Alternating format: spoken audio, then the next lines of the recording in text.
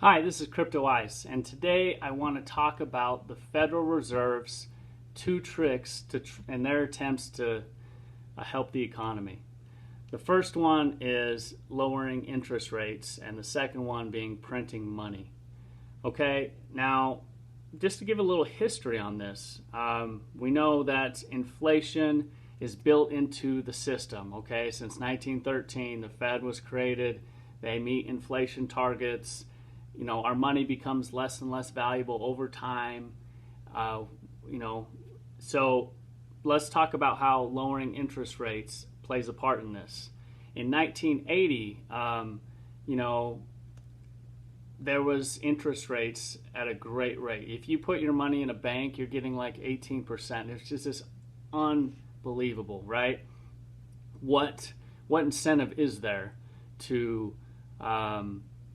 save your money or invest your money when you can just, let me say that again. Instead of spending your money and investing your money, you just save your money in a bank because you're getting an amazing return, right?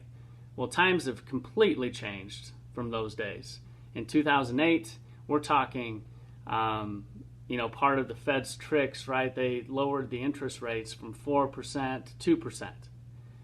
Now, the whole thing behind that is they want to incentivize people to consume and spend. The economy is built on consuming and spending. And so, between them printing money in 2008 and lowering the interest rates, they were able to kick the can down the road to another day. They never fixed the problem. And here we have people coming out saying we have the greatest economy of all time, and half of Americans are like on unemployment. We have a worldwide lockdown. And you want me to believe that this is like the best economy of all time? Like, I'm not buying it. For one thing, we're in so much debt, and then we have inflation, right? So, okay, let's move it to 2020. In March of 2020, Federal Reserve Chairman Jerome Powell moves the interest rates to 0%.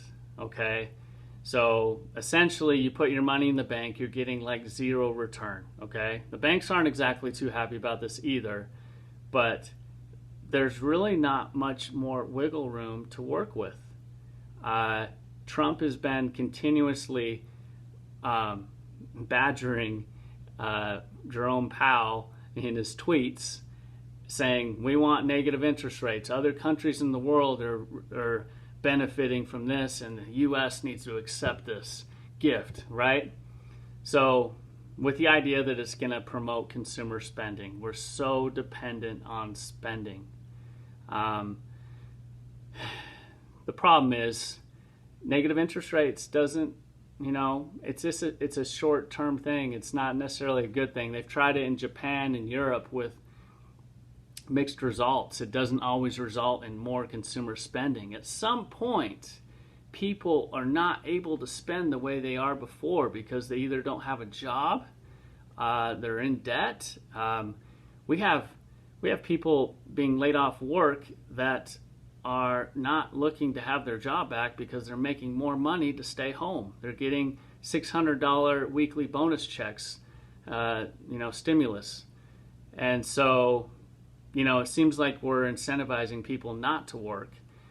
But at the end of July, those unemployment bonus checks weekly stop. So it's kind of like a game of musical chairs where, it's great right now and I'm getting my bonus checks. Why do I want? But when everyone decides to go back to work because all of a sudden those checks are going away, and then these employers are like, sorry, we don't have a job for you anymore.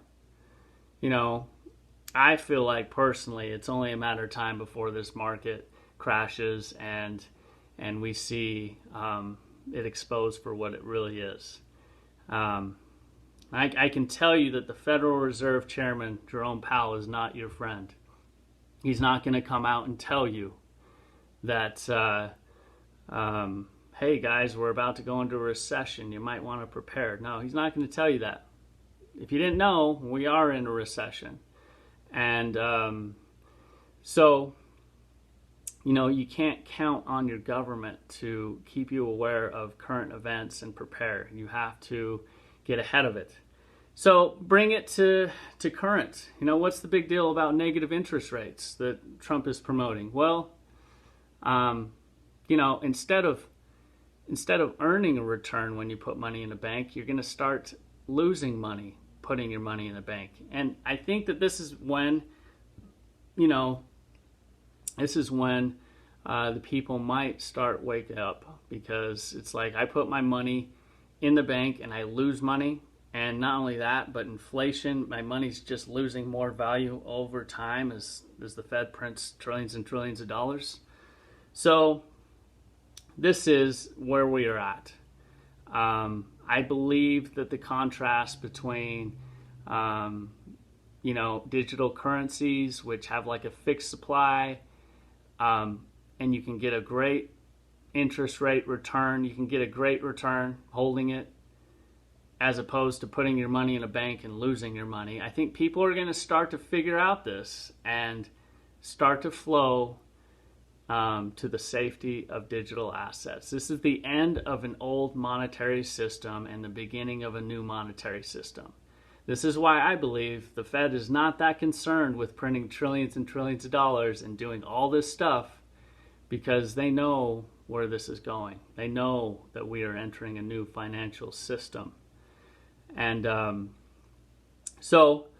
I hope you enjoyed that. I will talk next video about the second trick of the Federal Reserve, which is printing money, and go into a little bit more discussion about that. Anyway, thank you. Please subscribe if you like the content, and we'll talk to you later. Thank you.